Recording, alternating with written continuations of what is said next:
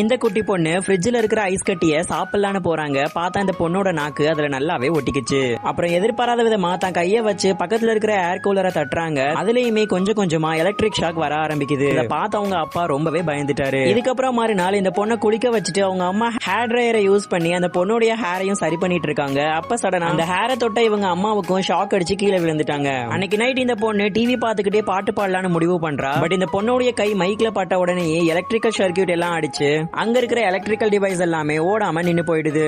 இந்த பொண்ணோட உடம்புல இருந்து மட்டுமே நிறைய எலக்ட்ரிக்கல் கரண்ட் வர்றதுனால இதை யூஸ் பண்ணி அவங்க அப்பா அம்மா அந்த பொண்ணையே பிரெட் எல்லாத்தையும் டோஸ்ட் பண்ண சொல்றாங்க. வீட்டுல இருக்கிற எல்லா சின்ன சின்ன வேலைகளையும் இந்த பொண்ணை தான் ஏவுறாங்க.